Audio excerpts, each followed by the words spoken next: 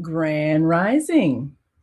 Thank you for joining us on this Wednesday edition of the Female Solution Global Broadcast. I'm Naomi Latif, your host for today.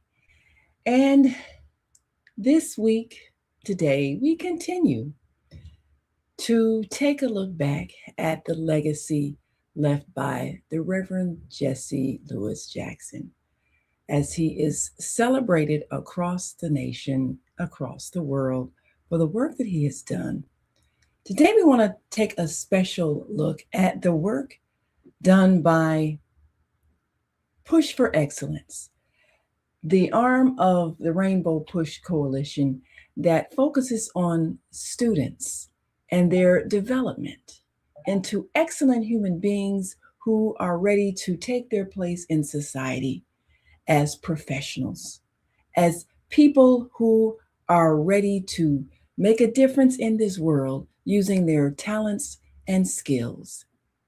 The Push Excel program sponsored students going across the nation to visit historically Black colleges and universities so they could see the options available for higher education. It was a way to introduce them to the history, not only of these colleges, but in the cities and states in which they were developed. There is a rich history in these colleges, and students were able to expand their minds as they traveled across the country. So today, we're going to share a bit of the interview that Reverend Jackson conducted with HBCU tour students and how they talked about their vision for the future. Now, this show on WVON was recorded on Thanksgiving Day in the year 2010. So 16 years ago, 15 years ago, a little more than 15 years ago, these students had the opportunity to express their experiences, their aspirations, and their vision. And these students have achieved many of their goals that they expressed with Reverend Jackson. But today, we're going to take a look back and see how his work inspired them. We'll be right back after we greet you, our audience. We'll be right back. Stay with us.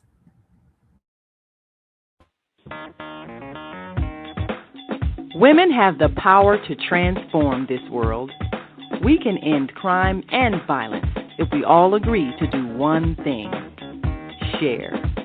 Let's share our wisdom, share our time, share our talents, share our finances, but most of all, let's share our love. This is the Female Solution. Yes, this is the Female Solution. And we had an opportunity as part of the Push Excel supervising crew that went on this tour to experience it with them, part of the video crew as we later continued to chronicle their travels, and part of those supporting the Rainbow Push in their efforts to transform lives. So now let's take a look back at that very momentous, insightful interview that Reverend Jesse Jackson conducted with the students who had attended the tour. And as he speaks to them, that Thanksgiving Day in 2010, he not only reminds them of their responsibilities to those coming after them, but also the work that they were going to do later that day to help feed the less fortunate. Such an inspiration, and so many have followed through with their career pursuits and have made a difference. So let's take a look at Reverend Jesse Jackson at WVON with students who attended the Push Excel HBCU tour.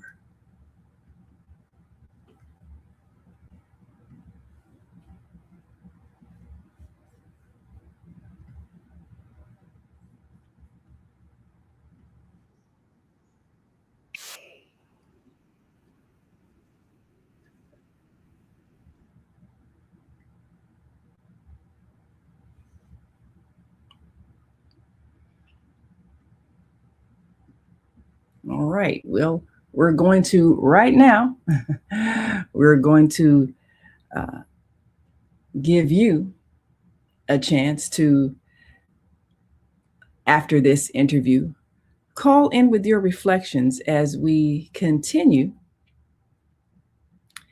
to experience the legacy of Reverend Jesse L. Jackson.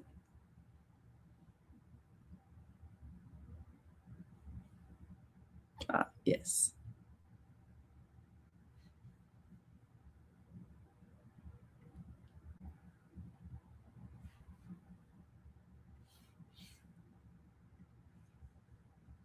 It's about the children who are not our future. Our children are our right now. We love them right now. We must provide for them right now. We must educate them right now. They must register and vote right now. They must dream right now. They must aspire right now. They must not self-destruct, not self-degrade right now. So they're not just our future. They are our right now. When they go to jail, they break our hearts right now. They go to college, they make us feel good about our investment in them right now. We have today in the studio here at WVON 69 a group of students and Dr. Monique Carr has been directing our Push Excel program for some years now. Yes, I had an article in the Chicago Defender last Wednesday, and it specifically spoke about what about the children. And the purpose of that particular article was to highlight what is happening currently in Chicago Public Schools. For the past 6 months, Chicago Public Schools has been absent without a chief education officer.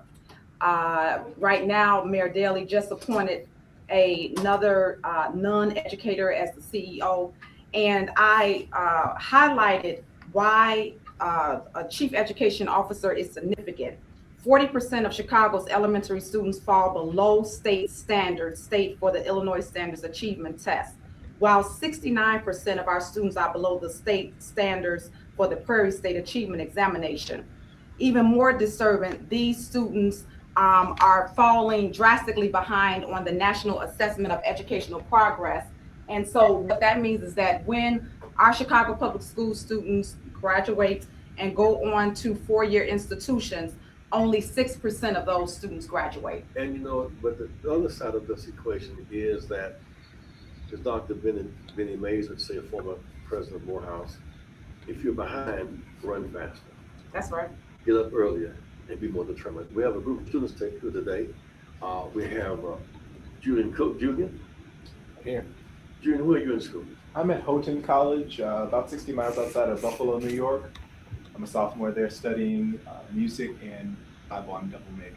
Well, what high school were you in? Here I was at Jones College Prep. Jones College Prep. Jasmine Winston. Jasmine? Yes.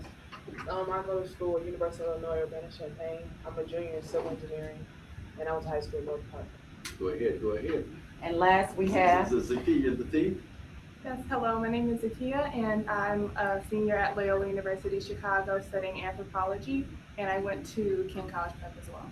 We'll come back and talk a bit about what's happening to you at school. Got one more voice. Hello everyone, my name is Sierra Wallace. I'm a graduating senior at Howard University and I attended Whitney M. Young Magnet High School. Whitney M. Young.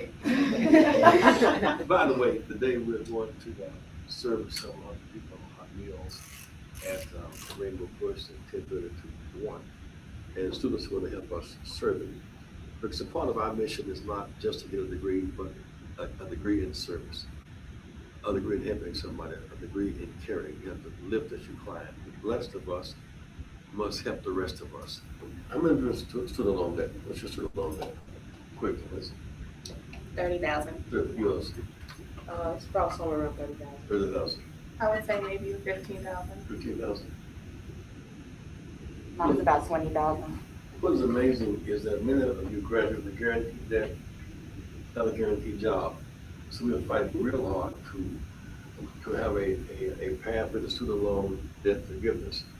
Because many youth graduate from college, have a degree, and then have to come back home and stay with their parents because they have no job and no place to go. And we want them. And that becomes a disincentive for you going to school in the first place. We want to remove that, but we need your mass action. And tell me a little about the impact of we have given away each year at Rainbow Push over 100 scholarships. And you're a scholarship receiver. Tell me about the impact of scholarship on you. What does that do? I'm Ashley Nelson again. For me, the scholarship has provided opportunity. I've received a scholarship, various different amounts since 2006. And whether or not it helped me supplement for tuition costs, book costs, it helped me and was able to reduce the amount of loans that I did take out. Well, I guess for me, the scholarship definitely did help me to supplement, like you said, those book costs. That Loyola books are very expensive, and a lot of the time you buy books one year and then they get a new edition, and so you're not able to sell those books back, and so the cost every year rises. And so the scholarship definitely helped me with those book costs and other tuition fees as well. We give over 100 Push to Excel scholarships a year. I give them at King Breakfast. This year, January 17th, right? Yes. This year, the King Breakfast, January 17th. And then at the convention time in June, because we are convinced that is a huge deal for us. I see so many of you have such talent that just can't afford to go. And so kind of give me a sense of what's happening on your campus. Howard University is one of the institutions where the students really do take action in regards of what's going on. Like if it's something we don't agree with, something we disagree with, like our Howard University Student Association, our Undergraduate Student Assembly, various organizations on campus, especially the ladies of Alpha Chapter, Delta Sigma Theta Sorority Incorporated, we make sure that as students we have a voice. And we reach out to the administration. We hold protests and rallies, and we discuss and take an active interest in regards to the legislation and things that are being passed at our universities regarding us. And we make sure that the students on campus are aware of what's going on at the university. What's the number one issue on your campuses today? Okay, the number one issue on Howard University's campus is our P card, and basically we're having a situation in regards to the president, and he's trying to decide if certain programs and majors and things of that sort are beneficial to the university economically. And he's reaching out to the students to get, I guess, input and feedback from us in regards to what we feel is most important, because they're in the process of making major changes in regards to like the majors and things we have at Howard University, because they're trying to make it more research based now. Are you issues like is the WVON issue on your campus? The WVON? Yes, actually, some organizations are like holding programs discussing like the issues at war. One organization is having a program in regards to Soldier's Heart, and basically there are women soldiers.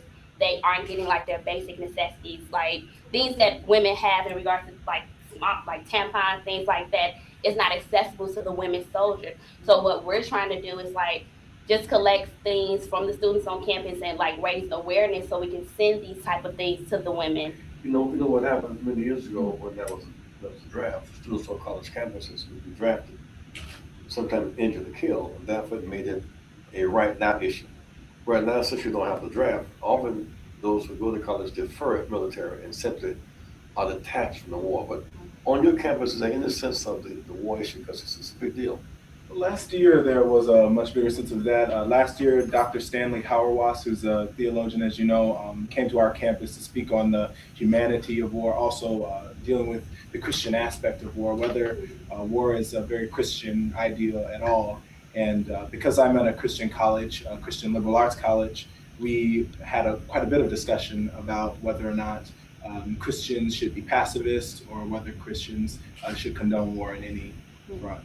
It's interesting, one of the youth talking to Bob Herbert, and I cannot get this out of my consciousness. He said, I am a Christian and I'm a patriot, and I went to the war and I killed 3 people.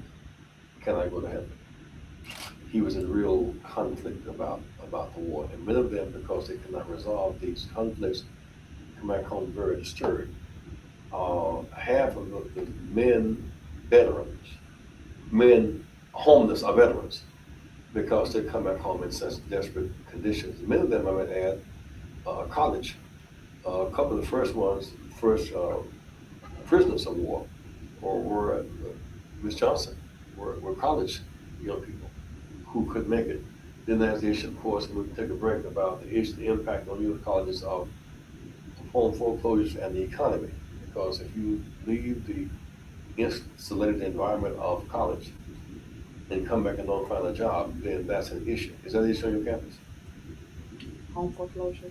My campus, not in particular. I think it will be a bigger issue as the cost of our school rises. It will probably become a bigger issue. And it is rising. Yes. We're going to take a break now and come back and talk a bit more about what's happening on your campus. We want to get a feel for it. What issues are like grabbing you? Because there must be something happening on your campuses, because we know that the impact of rising tuition is one of the big issues. The impact of home foreclosure is a big issue. And of course, in Britain, they're taking to the streets because they cannot afford to go to college and they don't want to drop out because they can't afford it. So we can afford war, can we afford college? Yes and nay. Welcome, Reverend Jesse Jackson, 69 WVON. And this is Thanksgiving Day, a day of celebration. Big day for travel and family and food and fun and football. But we're so mindful of those today who cannot have any of that because they are deprived. They are 49 million Americans today who are in poverty. We sought for a long time to give away baskets of food, particularly turkeys on this day. So many brought turkeys back. They had no stove to cook the turkeys on a refrigerator to store them in. And so we serve hot meals. I'm glad these students here today are going to help us be servants today. What else are you doing like beyond the campus? Well, I'm a treasurer of the American Society of Civil Engineers on campus, and off campus, I'm a cheerleading coach to a neighboring school. It's called Shaw Middle School at Garnett-Patterson in Washington, D.C. And also, I feel that this is going to help me for the future because I want to start a nonprofit organization that helps young girls get better involved in engineering. And so I feel that working with these girls now is preparing me for the future later on.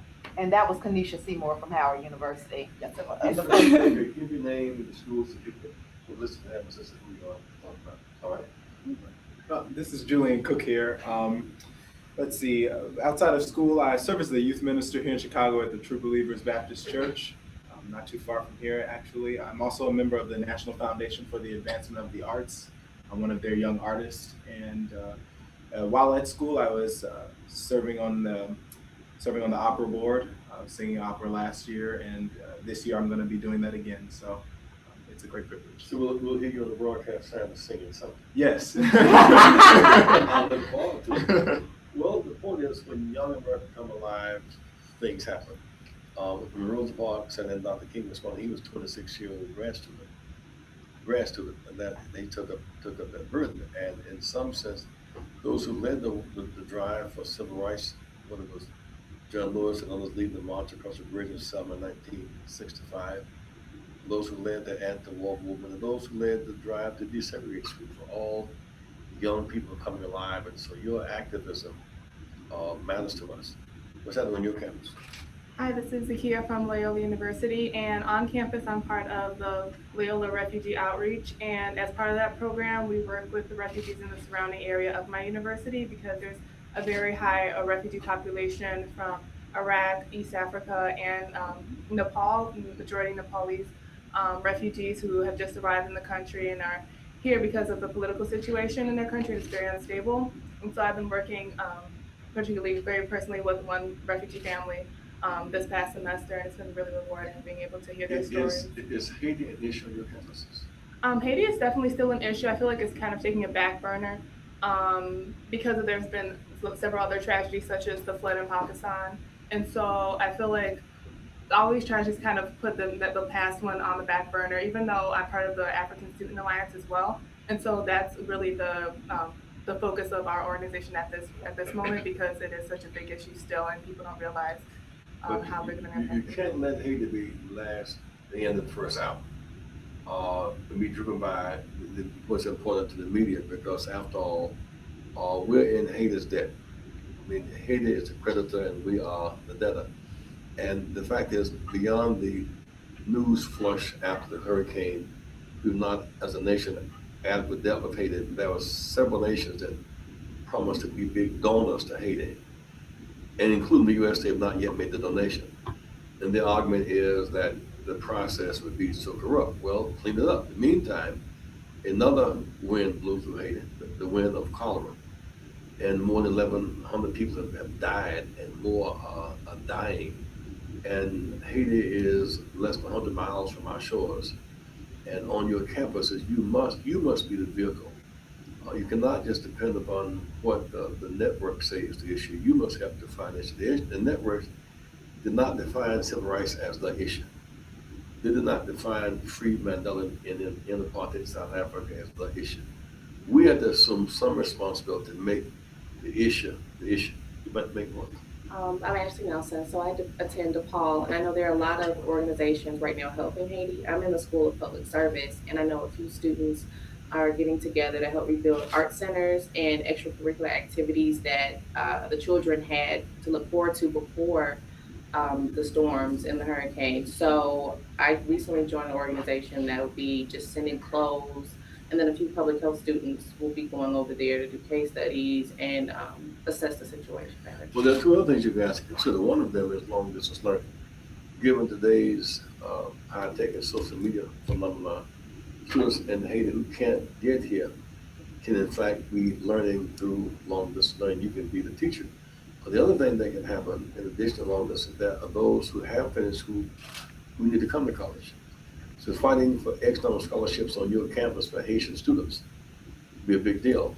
Because after all, right now, if you come here from Cuba, you are embraced, protected, subsidized, and sent to college. If you come here from Haiti, you're arrested or you're sent back.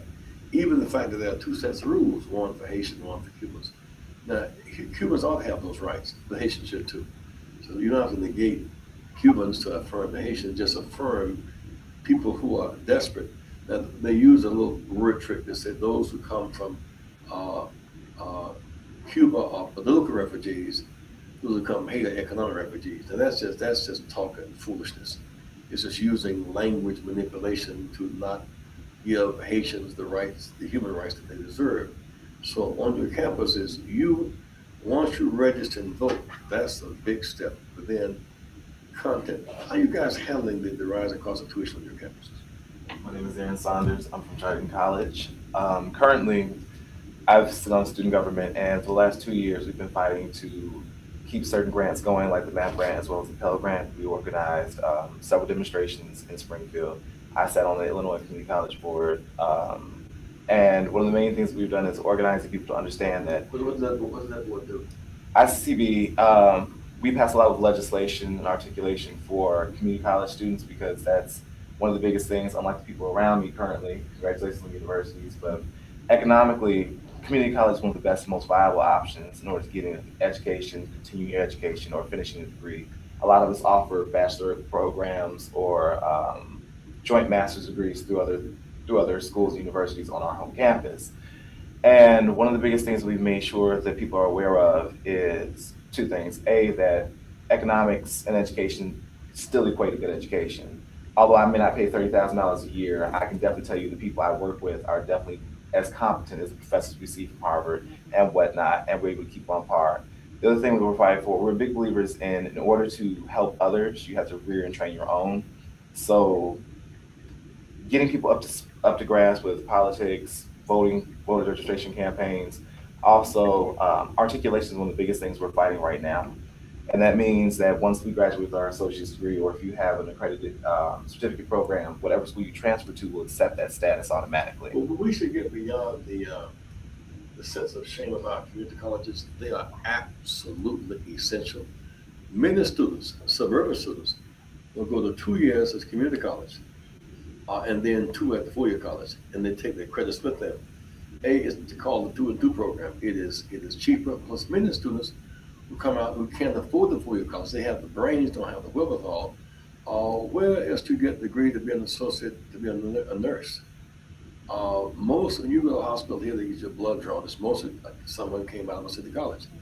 Embalmers, chefs, a whole range of skill sets provided at two-year colleges, not provided at four-year colleges. Many students will come out and will go to four-year college and do not have the academic capacity to cut it.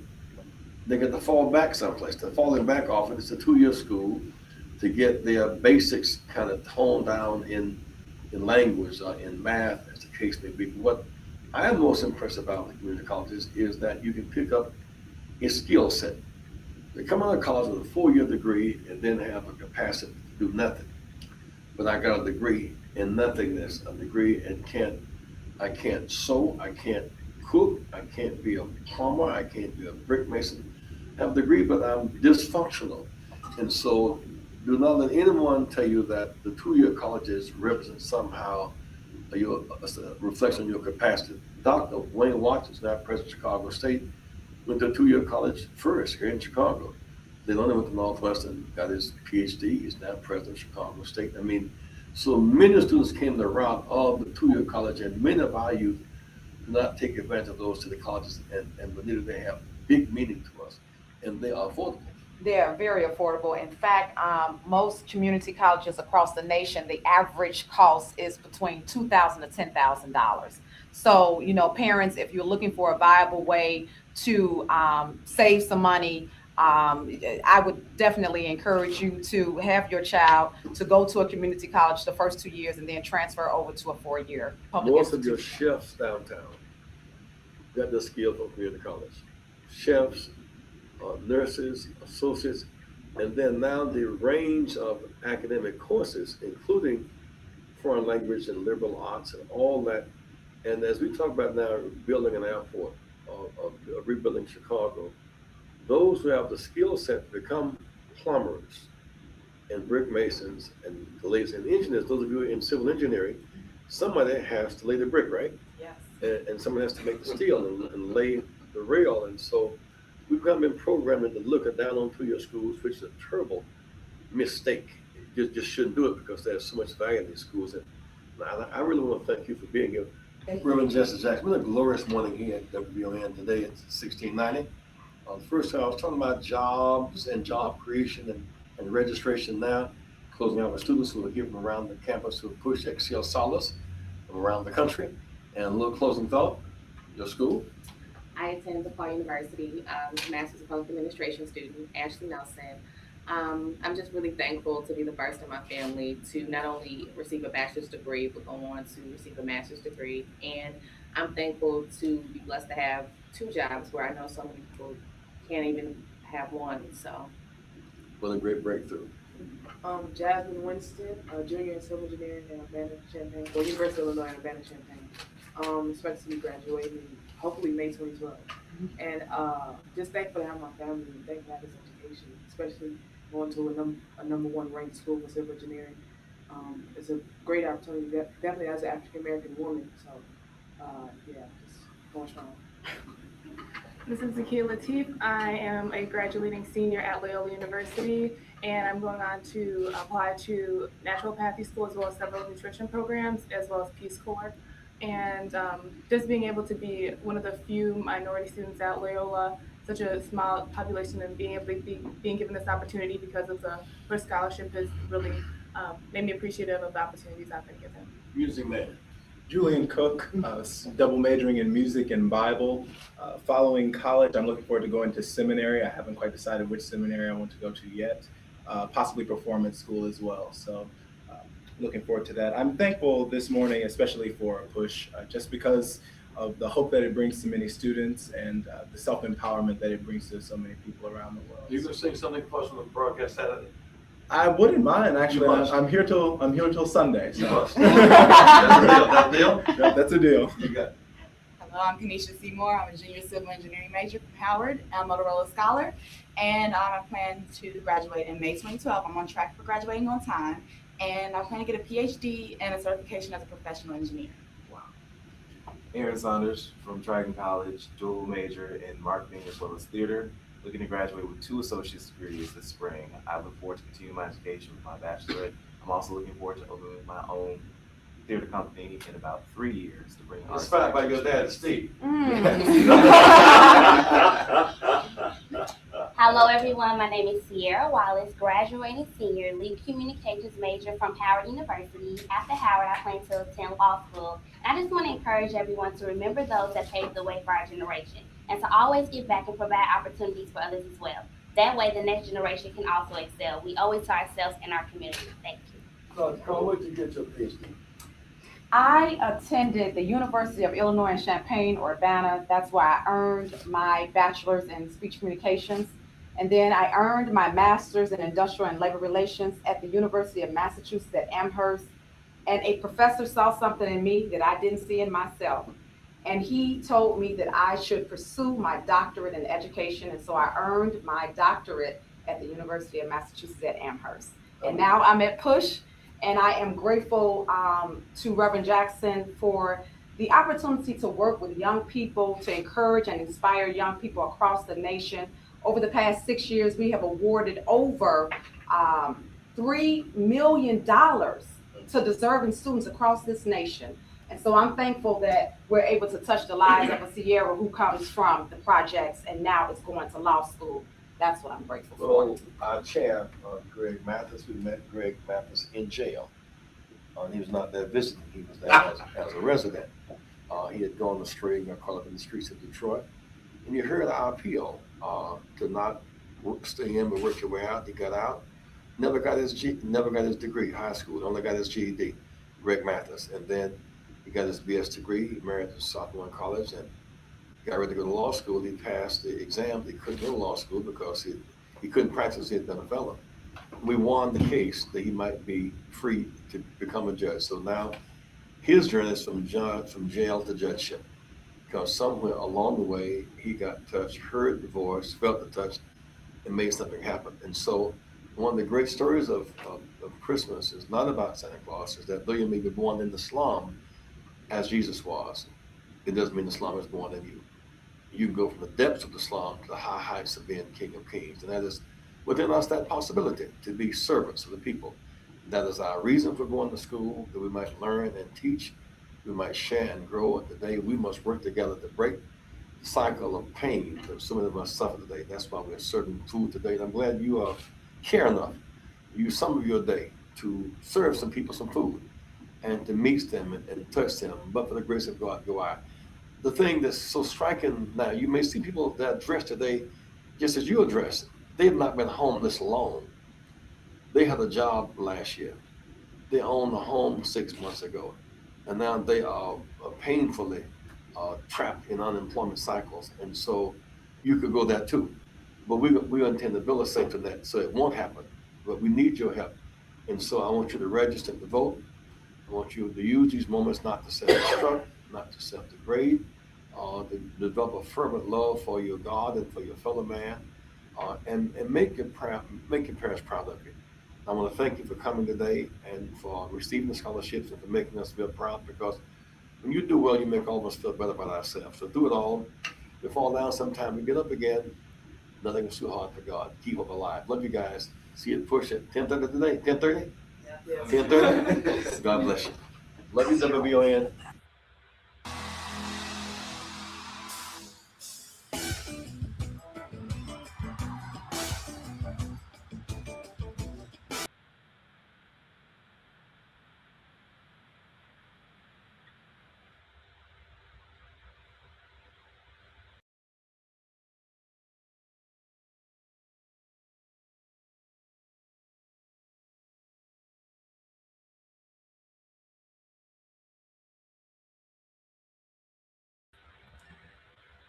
And we are back, and we certainly do appreciate the work of Reverend Jesse Jackson, and we appreciate all of those students who participated in that 2010 interview on Thanksgiving Day.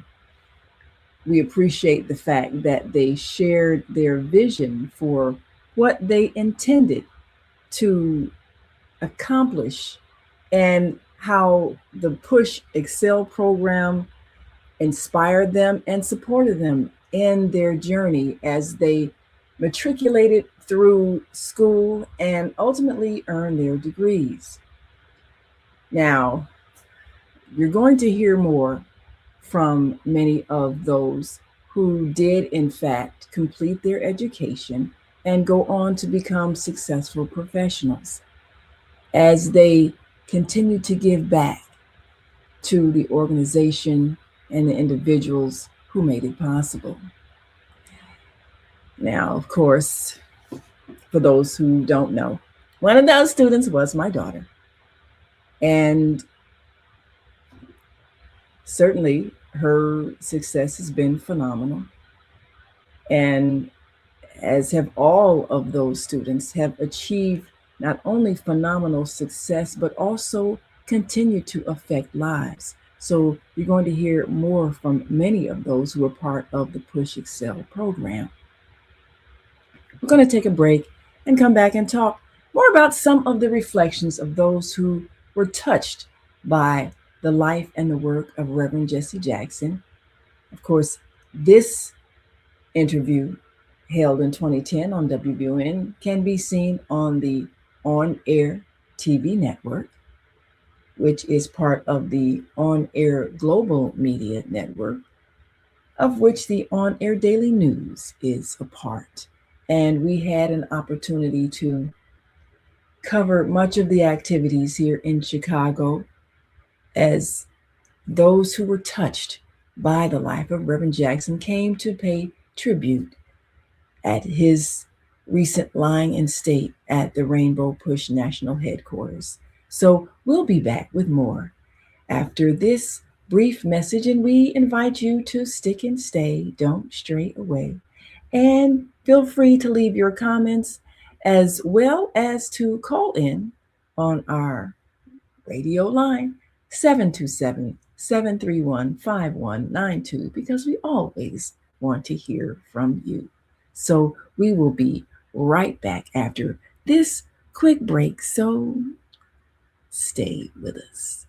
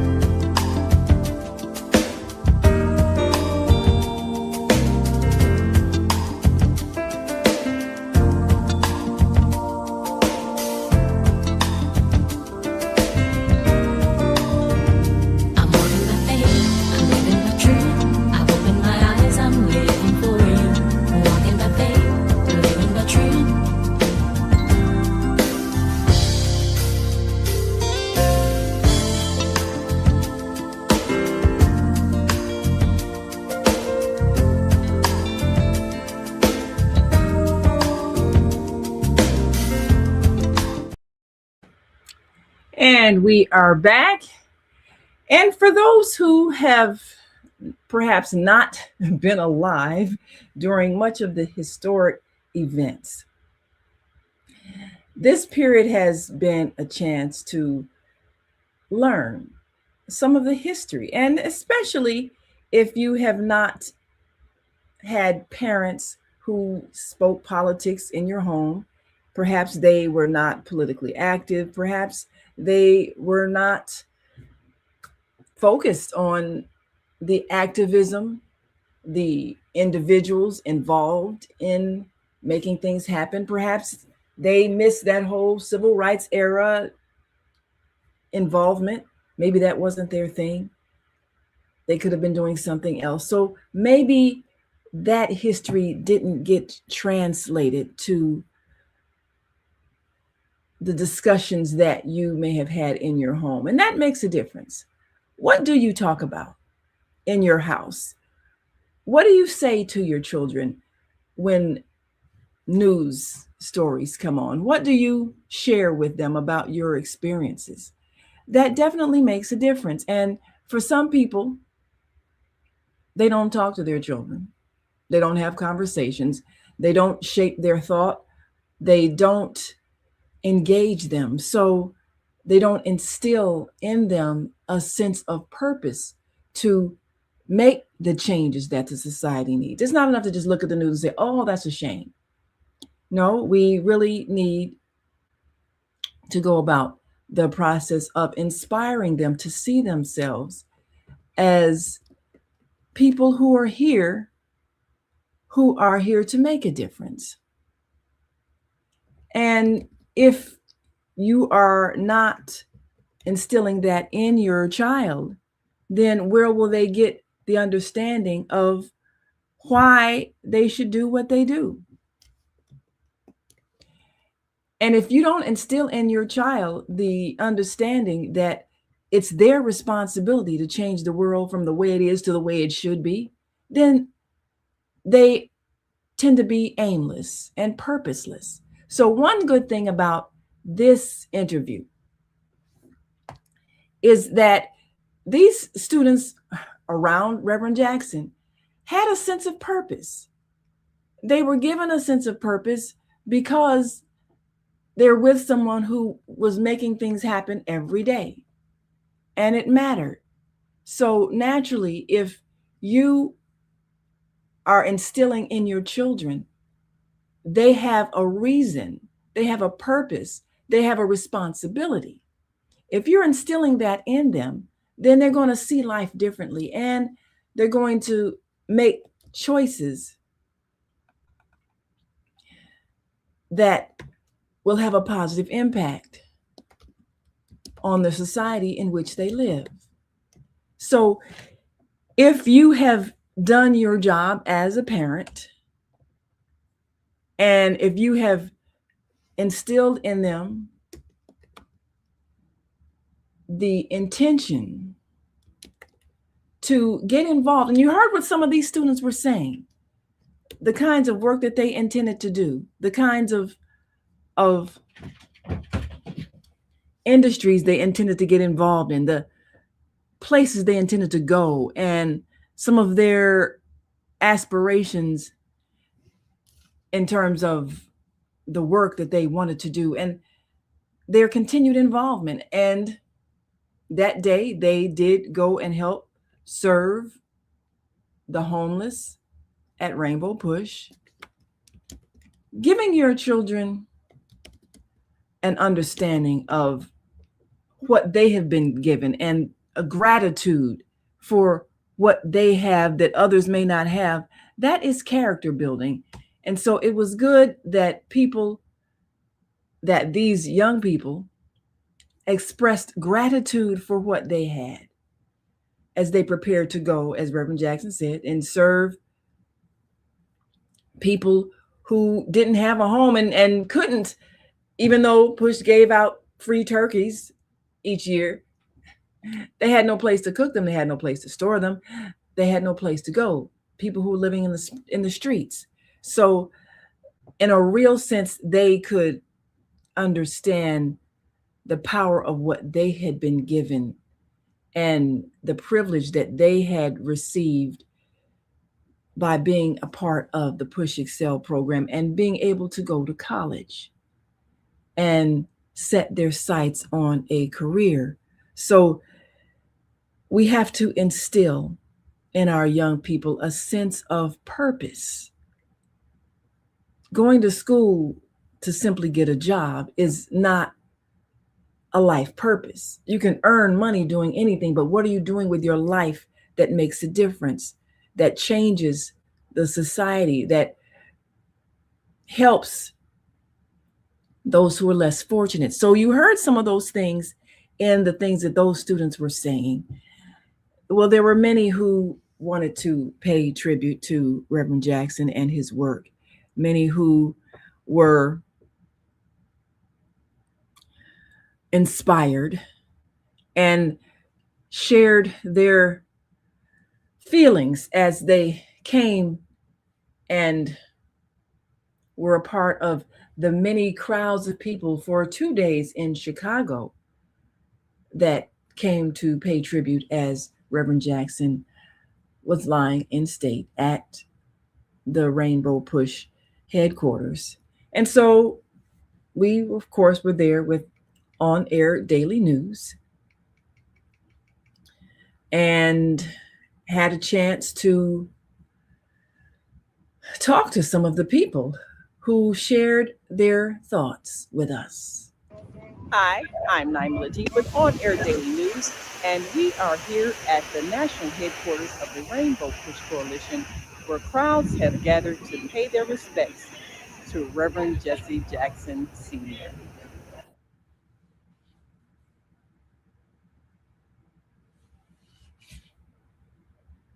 My name is Don Kelly. I'm a photographer, media consultant. I belong to CAP, the Chicago Alliance of American Photographers, Afro-American Photographers, also the Washington Park Camera Club. I'm here to represent all those who couldn't make it, to be here as part of Jesse Jackson's legacy. He's gone but not forgotten. He's a man of the people, a voice of the people. And I'm glad to be here. I've followed him since the 80s, in a lot of his events. Didn't know him personally, but he recognized me as I recognized him. We got to know his family quite well. I'm here to pay my final tribute here with a friend of mine, Mel, from Ethiopia. I met him the other day, and now we're joining together to work on community projects.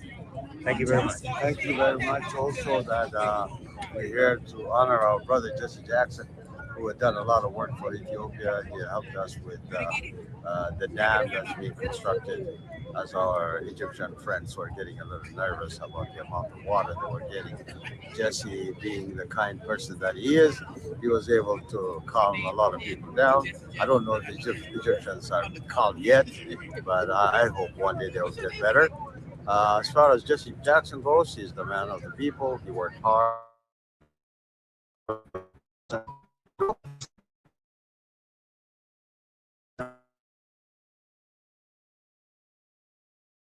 Prince Sultan of Afar, who lives here in Chicago.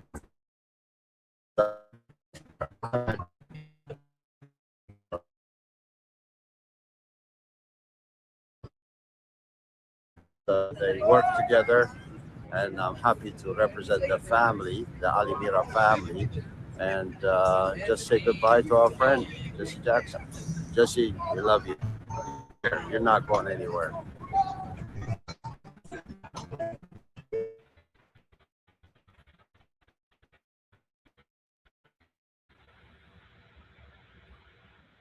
My name is Dacia Dixon.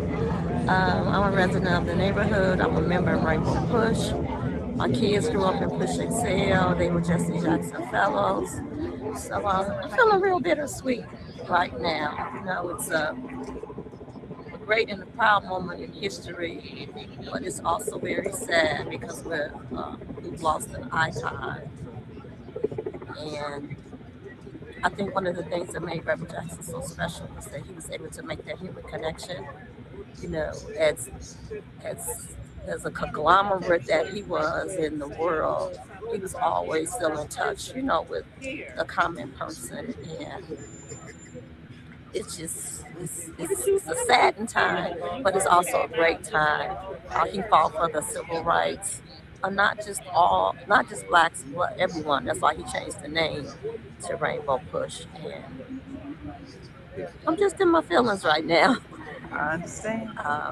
Just to know all the sacrifices that he made, as well as his family, for us to be at this moment, and to know that this administration is trying to tear down everything that people like Jesse Jackson, John Lewis, Dr. King, Malcolm X, Al Sharpton, you know, has built. We just have to find a way to continue this legacy as a people.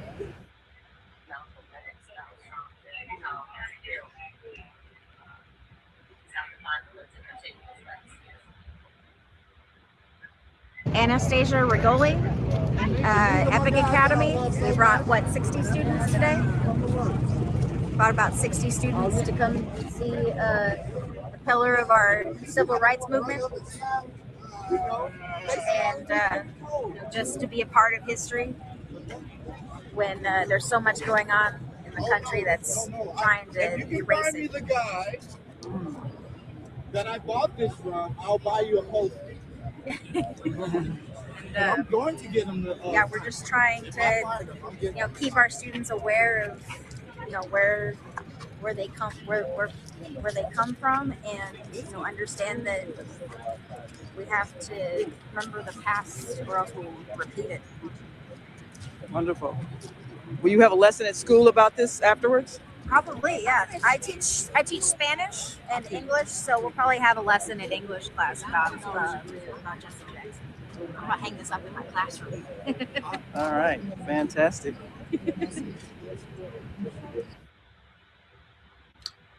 And this is, I think, a good example of how educators can use this moment to teach.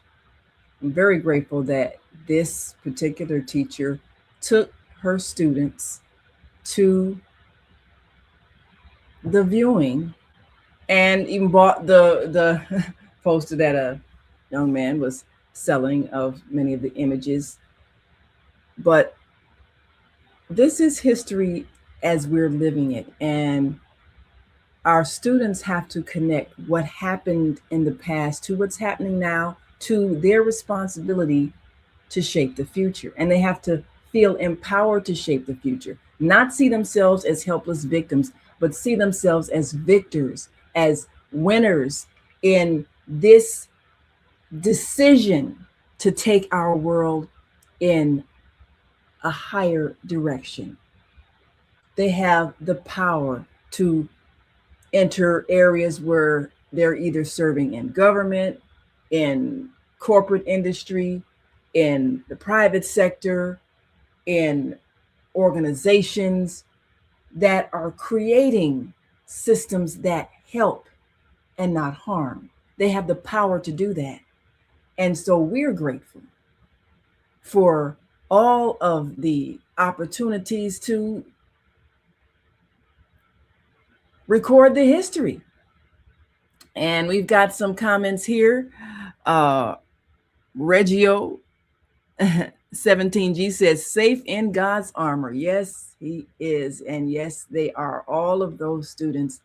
And Zelda, our dear sister, says, Grand Rising Queen, teacher, because of the female solution, we remember. Thank you for caring and sharing. Yes, that's our job, to make sure that we provide a platform to inspire and to give a voice to those who have a message.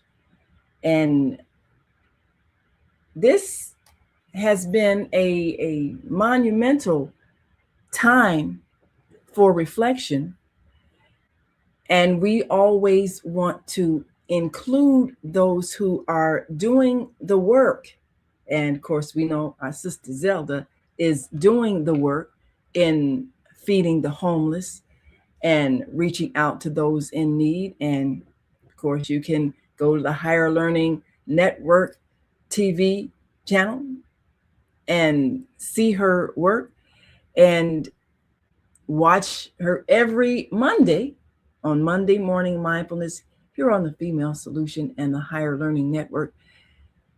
It's about doing the work. And On Air Daily News, you can go to onair.dailynews.com, gives you the news about people who are making a difference. And we have certainly had a chance to keep the history as our photographer and publisher of On Air Daily News in this interview with WVON explained the work he did with Reverend Jesse Jackson. Things here in Chicago and different states that I run around with. Drove around in a car, done the Chuck's gun shop, which was really intense. In Riverdale, yeah. I did NATO when NATO was in Chicago with him. Football, basketball games. Got him throwing out the first pitch at Wrigley Field. So that's kind of historical. And I went to jail because of Reverend Jackson. Really? Tell us about that. Okay, so Ernie Banks had passed away. And when Ernie Banks passed away, I was in this top area taking photos with my long range camera. So I got this photo of Reverend Jackson looking at Ernie Banks, so they look like they're looking at each other. And the coffin is right there. So I come down, I start hanging Reverend Jackson. So we go to the back. And that's actually where Ernie Banks really was. So Reverend Jackson standing over Ernie Banks, looking at him like this here, and then all of a sudden he said, "Take this picture." So I took this picture, and next thing you know, here come the police, security for the day. Yeah. And then Reverend Jackson said, "If you take him to jail, you gotta take me to jail."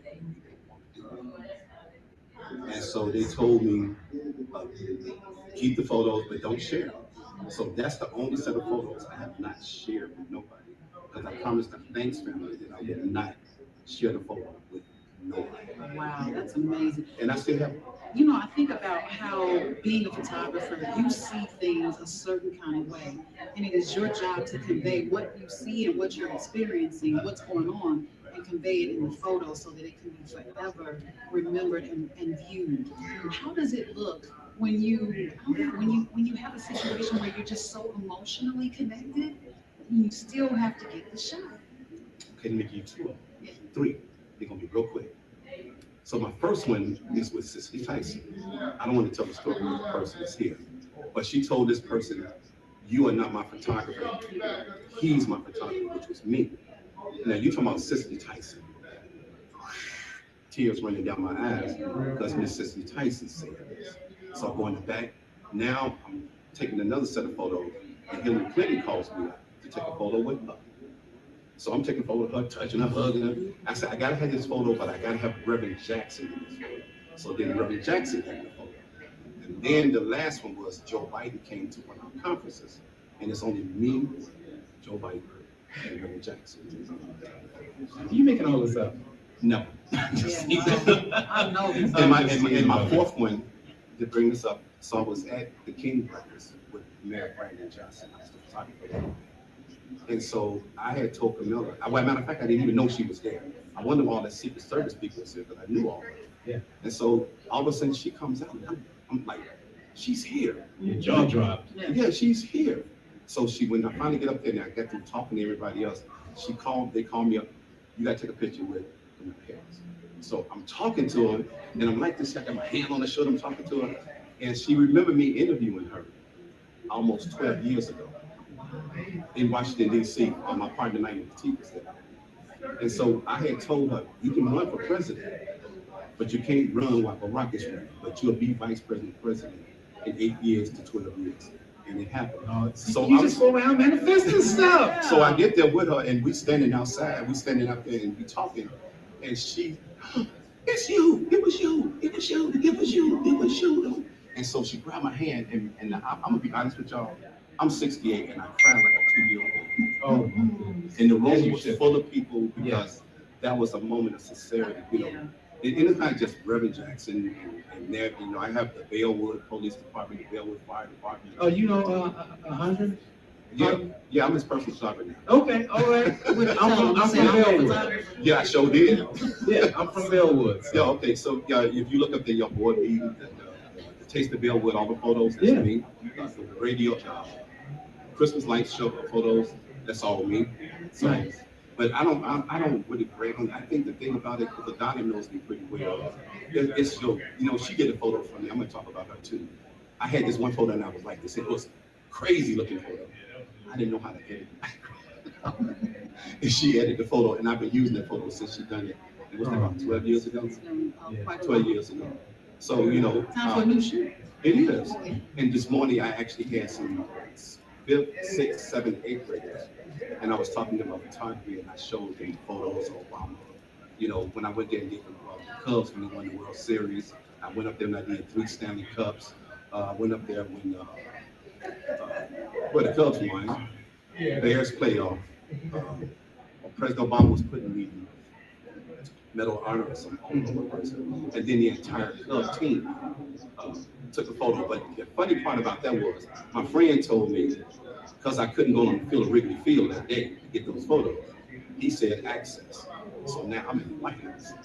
And he couldn't go where I go. And I said, Steve, access. And we both started laughing because it was a personal joke. Yeah. Wow, that was, thank you so much for sharing, your experience and say the word chronicling. Thank you. Of Reverend Jesse Jackson's journey from the time that you met him until now. Yeah. That's historic. I want to thank you for coming on. And thank you for that, because you know all these photos I'm seeing right now on TV and radio, and the Bear Bulls game last night. You know, you can look up at it in awe and say, "Wow, I did this." Yeah. You know, if you go in the Winning City Bulls Stadium and you look around the stadium and upstairs, all those photos are my photos for that team as well. So God will give you your story if you know where you want to go. We're going to put you in the Hall of Fame. Watch out. All right, guys, we're going to go. That's it for photographer John Alexander. We're going to go to news, traffic, and weather right here on the afternoon show.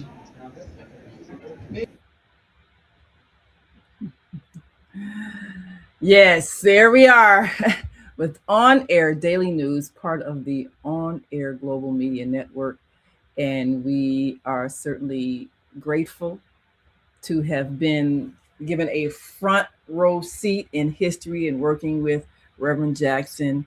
And, as he mentioned, we were, in fact, in DC with Kamala Harris and told her she was going to be at some point a candidate for president, and she did in fact remember. So we have had a chance to, as working with Reverend Jackson, had a chance to capture history in a way that is memorable. And so we're grateful. And we look forward to others who are also doing work to capture history. You can go to onair.dailynews.com. Get a subscription so you get it every day. It's On Air Daily News. And here we are. As he said, there with Kamala Harris and, the mayor and his wife. And we have had a tremendous experience with so many who are making history, so many of our elected officials, people who are changing lives, and of course, all of us who are doing the creative work. And you can see right there the Black History Book Fair, sponsored by our own Asada, who you can see now on Asada Says every Tuesday here on the Female Solution Tuesday morning. And our own Chinta, who you can see here on Chinta, on the Case with Chinta Strasberg every Friday evening, 7 p.m. on the Female Solution. People who are making a difference in the world and inspiring others. So you can go to onair.dailynews.com. And I love the way photos now come to life with digital publications. So you see not only stills, but you can hear people speak as you watch the videos implanted on our daily news site. So we're grateful. Well, it's a bit time after we've got to go, but we wanted to share with you our experiences and those who remember, just go to onair.dailynews.com and you can experience life close up and personal. And you can be a part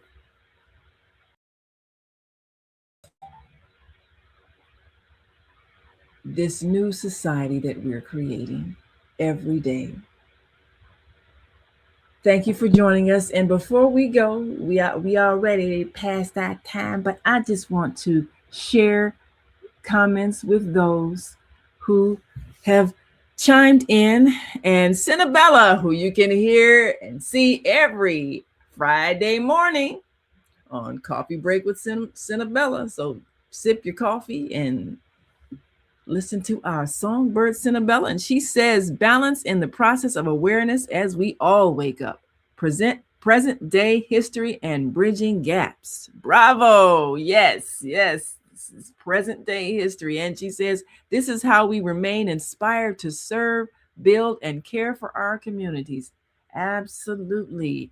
And she says, pictorial history. That's right. That's what we have. So go to onair.dailynews.com and you can see history and picture and videos, and the people can talk back to you as you read the stories, and we just love it. Love being part of the Global Media Network. And of course, the On Air Global Media Network. On Air stands for Online Network of Associated Internet Radio and TV hosts. And we'll tell you more about that as we expand for those many podcasters from around the world who are choosing to use the internet to inspire and empower and inform and enlighten.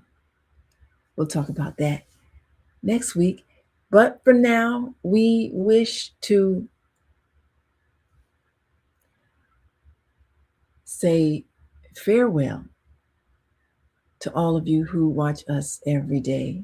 We're on 7 days a week, Monday through Friday, 7 a.m. and 7 p.m. Central Time, and Saturdays and Sundays, 12 noon Central Time. And you can go to thefemalesolution.com and see our team of hosts and all the exciting work we do. Thank you so much. We appreciate you, and we will see you tomorrow. Make sure you join us for Master Force with Mu Shensu. And tune on in again in 7 p.m. as our dear host Bridget introduces us to nonprofits empowering worlds. I'm so grateful for the brilliant minds that share their wisdom every day on the Female Solution. So until I see you next time, continue to shine your light.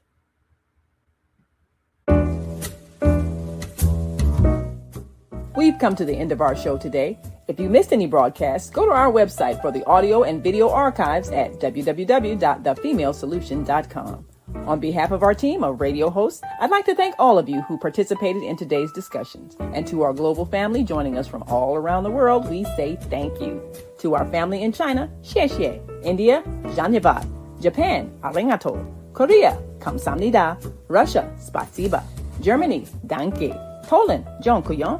France, merci. Spain, gracias. Italy, grazie. Egypt, shukran. Ghana, madasi. Nigeria, eshe. South Africa, ngiyabonga.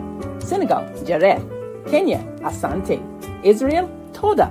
Pakistan, shukriya. Afghanistan, tashakur. Saudi Arabia and Palestine, shukran. Assalamu alaikum wa rahmatullahi wa barakatuhu. Thank you, and may peace be upon you and the mercy of God and God's blessings.